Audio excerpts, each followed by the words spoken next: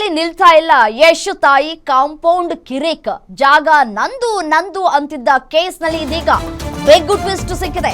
ಅಧಿಕಾರಿಗಳ ಗೋಲ್ಮಾಲ್ನಿಂದ ಆಗ್ತಾ ಇದೆಯಾ ಪುಷ್ಪಾ ದೇವರಾಜ್ ಗಲಾಟೆ?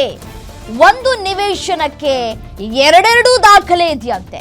ಇಬ್ಬರ ಬಳಿಯೂ ಇದೆ ಈ ನಿವೇಶನದ ಮಾಲೀಕತ್ವದ ದಾಖಲೆ.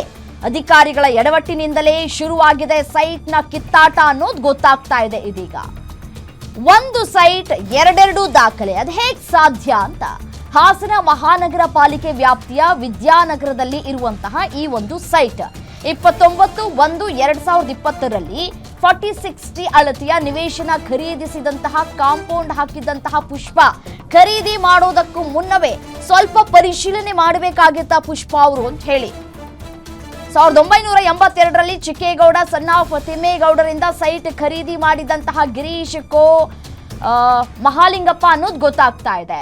2007ರಲ್ಲಿ ಸೈಟ್ ಖರೀದಿ ಮಾಡಿರುವಂತಹ ಗಿರೀಶ್ ಮಹಾಲಿಂಗಪ್ಪ ಅನ್ನೋದು ಗೊತ್ತಾಗ್ತಾ ಇದೆ. ಗಿರೀಶ್ರಿಂದ 2020ರಲ್ಲಿ ಸೈಟ್ ಖರೀದಿ ಮಾಡಿರುವಂತಹ ಯಶ್ ತಾಯಿ ಪುಷ್ಪಾ ಅವರು ಇಬ್ಬರ ಹೆಸರಿನ ಮೂಲಕ ಮೂರನೇ ಮಾಲೀಕರಾಗಿ ಸೈಟ್ ಪಡೆದುಕೊಂಡಿದ್ದಾರೆ ಪುಷ್ಪಾ ಅವರು. ಆದ್ರೆ ಇದೇ ಸೈಟ್ ತಮಗೆ ಸೇರಿದ್ದು ಅಂತ GPA ಹೋಲ್ಡರ್ ದೇವರಾಜ್ ಈಗ ವಾದ ಮಾಡ್ತಾ ಇದ್ದಾರೆ. ವಾದವನ್ನ ಮಾಡೋದ್ರ ಜೊತೆಗೆ ಕಾಂಪೌಂಡ್ ಅನ್ನ ಅವರು ಈಗಾಗಲೇ ಹೊಡ್ಸ್ ಹಾಕಿದ್ದಾರೆ.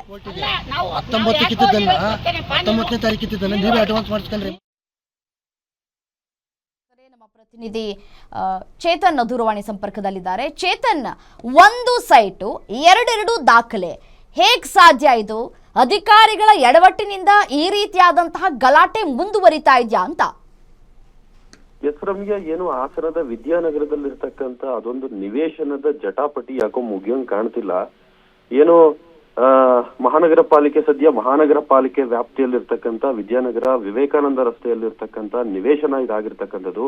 ಒಂದೇ ನಿವೇಶನಕ್ಕೆ ಯಶ್ ತಾಯಿ ಪುಷ್ಪಾ ಹಾಗೂ GPA ಹೋಲ್ಡರ್ ದೇವರಾಜ್ ನಡುವೆ ಜಟಾಪಟಿ ನಡೀತಿರ್ತಕ್ಕಂಥದ್ದು. ಆದ್ರೆ ಒಂದೇ ಸೈಟ್ಗೆ ಎರಡೆರಡು ಅಂದ್ರೆ ಇಬ್ಬರ ಕಡೆಯಲ್ಲೂ ಕೂಡ ದಾಖಲೆ ಇರ್ತಕ್ಕಂಥದ್ದು. ಪುಷ್ಪಾ ಹೇಳ್ತಿರೋ ಪ್ರಕಾರ ಈ ಸೈಟ್ ಅಂದ್ರೆ 44 ವರ್ಷಗಳಿಂದ ಈ ಸೈಟ್ಗೆ ಸ್ವಾಧೀನದಲ್ಲಿದ್ದಾರೆ. ನಾವು ಕೂಡ 6 ವರ್ಷಗಳಿಂದ ಇದರಲ್ಲಿ ಸ್ವಾಧೀನದಲ್ಲಿದ್ದೇವೆ.